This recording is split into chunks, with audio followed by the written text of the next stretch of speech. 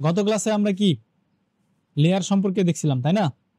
আজকে হচ্ছে আমরা টুলস সম্পর্কে একটু জানবো। আমাদের গ্রুপের প্রথম গ্রুপটা কি ছিল? টুলস গ্রুপের প্রথম গ্রুপটা ছিল হচ্ছে সিলেকশন গ্রুপ, সিলেকশন টুলস। তো সিলেকশন টুলসের ভিতরে ছিল আমাদের মুভ টুল এবং রেক্টেঙ্গুলার মার্কিউ টুল। তার আগে আসেন, আমরা বলছিলাম যে এইখানে কি আছে, ফরগ্রাউন্ড এবং ব্যাকগ্রাউন্ড, মানে দুইটা রং দেখা যাচ্ছে আমাদের, এই দুইটা জিনিস দেখবো বলছিলাম, তাই না? এখন আসেন,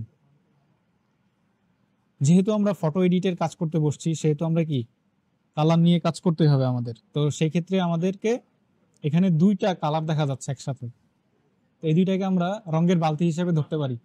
কি করতে পারি? এটাকে মনে মনে কল্পনা করব রঙের ডিব্বা। আমাদের কাছে দুইটা রঙের ডিব্বা আছে, ঠিক আছে?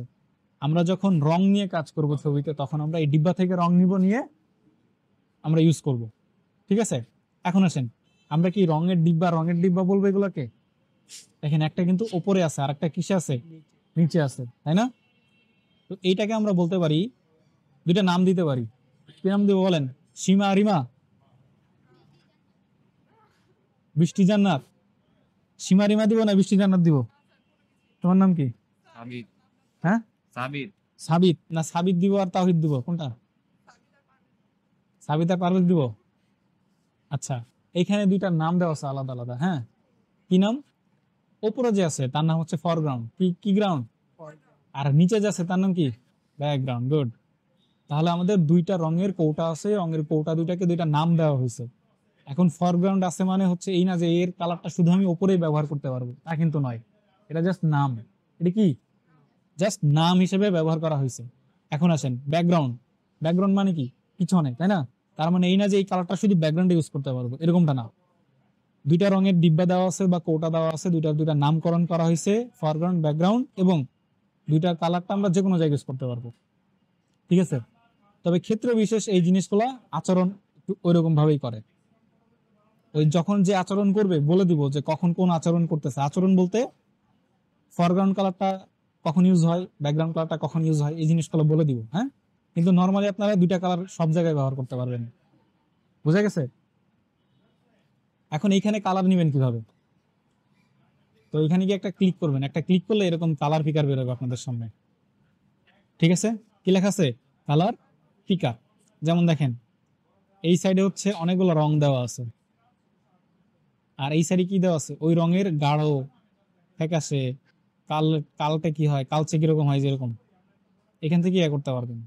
এখান থেকে একটা রং সিলেক্ট করবেন, ওই রংটা কোথায় গিয়ে কিরকম আচরণ করে সেটাও আপনি এখান থেকে ইয়ে করতে পারবেন।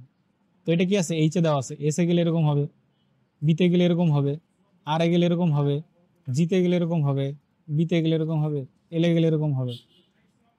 তো ভয় পাওয়ার কারণ নাই, যে স্যারের কম্পিউটারে তো দেখছিলাম, বা আমি যে কম্পিউটারে ক্লাস করছি সেই কম্পিউটারে তো কালার আসছে এভাবে, কিন্তু আমারটাই এরকম আসলো কেন, এরকম আসতেছে কেন, হাই হাই কি হলো? ভয় পাবেন না, জাস্ট এই যে এইচে দিয়ে দিবেন, দেখবেন যে সব ঠিকঠাক, ঠিক আছে? আবার অনেক সময় দেখবেন এরকমও দেখা যাচ্ছে, হাই হাই এটা আবার কি হলো? এই যে দেখেন, ওয়ানলি ওয়েব কালার্স, এটা অন করা সুবিধা, এটা এরকম দেখা যাচ্ছে। সো ভয় পাওয়ার কোনো কারণ নাই। হ্যাঁ, তো আমি এখান থেকে কি কালার নিব? এখান থেকে আমি গাঢ় সবুজ কালারটা নিয়ে নিলাম, নিয়ে ওকে দিয়ে দিলাম। দেখেন এখানে গাঢ় সবুজ চলে আসছে। নিচেরটা আসলাম, আসার পরে কি আছে? লাল নেই আমি। তাহলে দুইটাতে দুইটা কালার হয়ে গেছে, ঠিক আছে? তাহলে কালারের ব্যাপারটা তো বুঝতে পারছেন। বুঝতে না পারলে আমাকে জিজ্ঞেস করবেন, আমি হচ্ছে আপনাদের ক্লিয়ার করে দিব, যতক্ষণ না বুঝতেছেন ক্লিয়ার করে বোঝানোর চেষ্টা করব। ওকে, আচ্ছা। এখন আসেন আমরা মুভ টুলের কি কাজ।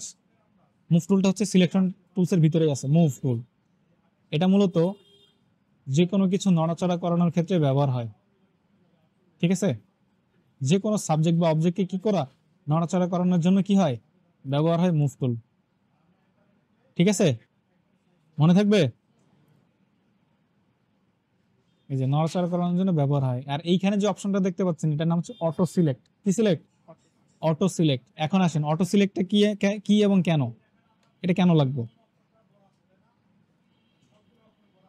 দেখেন, আমি যখন এটাতে ক্লিক করতেছি এই শেপে, তখন দেখেন এখানে কিন্তু লেয়ারটা অটোমেটিক সিলেক্ট হচ্ছে। আবার যখন এই শেপে ক্লিক করতেছি, লেয়ারটা অটো সিলেক্ট হচ্ছে। তার মানে যদি আমি এই অটো সিলেক্ট অপশনটা উঠাই দেই এবং লেয়ার ওয়ানে ক্লিক রাখি, তার মানে লেয়ার ওয়ানেই শুধু কাজ হবে, অন্য লেয়ারে কি হবে না, সিলেক্ট হবে না আর কি, মুভ হবে না। এই যে দেখেন ধরতেছি এটা কিন্তু মুভ হচ্ছে ওটা, কেন? কারণ এটা এই লেয়ারে আছে। সো এই লেয়ারে কি হবে, কাজ হবে। ঠিক আছে, তাহলে মুভ টুলের কাজটা বোঝা গেল। অটো সিলেক্ট দিয়ে কি হবে, অটো সিলেক্ট ছাড়া কি হবে, এবং মুভ টুল দিয়ে কি কাজ করে। ঠিক আছে, আমি অটো সিলেক্ট দিয়ে রাখি কাজের সুবিধার্থে। তো আমি এগুলাকে ডিলিট করে দিই এখন। এখন আসেন রেক্টেঙ্গুলার মার্কিউ টুল। এটা কি? এটা হচ্ছে সিলেকশন। এখন আসেন সিলেকশন বলতে কি বোঝায়। আমার তো আর্টবোর্ড পুরোটা না। এখন আমি যদি এই আর্টবোর্ডে কোনো কাজ করি, তাহলে তো আমাকে বলে দিতে হবে যে আমি কোন অংশে কাজ করব, নির্দিষ্ট করে বলে দিতে হবে না? তাহলে তো সে পুরো আর্টবোর্ডে কাজ হবে নাকি? হ্যাঁ, তো আমি এই অংশটুকুকে নির্দিষ্ট করে বলে দিলাম যে এই অংশে কাজ হবে, আমি যা করব এই অংশের ভিতরে হবে, এই অংশের বাইরে হবে না। তার মানে বর্তমানে আমাদের এইটুকু অ্যাক্টিভ আছে, আর বাকি অংশটুকু কি সব ডিঅ্যাক্টিভ। মানে এই এরিয়াতে কোনো কাজ হবে না, এই এরিয়া বাদে। একটু দেখি তাহলে হয় কিনা। স্যার যে বললো, স্যারে ঠিক কথা বললো না ভুল কথা বললো, একটু দেখি। হ্যাঁ, দেখেন আমি ব্রাশ দিয়ে কি রং করতেছি, কিন্তু ভিতরে রং হচ্ছে, বাইরে রং হচ্ছে না, হচ্ছে। তার মানে যা বলছি কথার কাজে মিল আছে।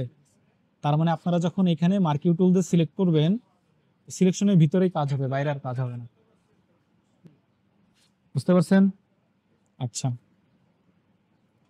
এখন আসেন এই সিলেকশন আবার 4 ধরনের। আপনাদের যে শীট আছে না, এই শীটের ভিতরে হচ্ছে সিলেকশন টুলসের সম্পূর্ণ একটা পেজ দেওয়া আছে। যেমন টোটাল সিলেকশন টুলস আছে মূলত 9 ধরনের: rectangular marquee, elliptical marquee, lasso tool, polygon lasso tool, magnetic lasso, quick lasso, magic wand tool, এবং আরো 2টা টুলস আছে, তেমন ব্যবহার হয় না বিধে এগুলো এখানে লেখা হয় নাই। এখন আসেন সিলেকশনের কাজ কি। সিলেকশনের কাজ হচ্ছে এই আর্টবোর্ডের ভিতরের কোনো সাবজেক্ট বা অবজেক্টকে নির্দিষ্ট করে বলে দেওয়া। যেমন আমরা এই অংশটুকুকে নির্দিষ্ট করে বলে দিছি, তাই তো? এবং আসেন সিলেকশন টুলের 4 ধরনের আবার কাজ আছে। কোথায়? অপশন বারে। এই যে আমাদের অপশন বার আছে না, এই যে অপশন বার, এই অপশন বারে 4 ধরনের কাজ আছে। যেমন এই যে 1টা 2টা 3টা 4টা 5টা 5 ধরনের কাজ আছে। কোথায়? অপশন বারে। দেখেন আমি যখন মুভ টুলে যাচ্ছি তখন অপশন বারটা চেঞ্জ হয়ে যাচ্ছে, আবার আমি যখন মার্কিউ টুলে যাচ্ছি তখন অপশন বারের ইয়াগুলো কিন্তু চেঞ্জ হয়ে যাচ্ছে, হচ্ছে। তাহলে এখন আসেন এটার কাজ কি। এটা হচ্ছে প্রথমটা শীটে আপনাদের দেওয়া আছে, এটার নাম হচ্ছে নিউ সিলেকশন। এটা কি করে?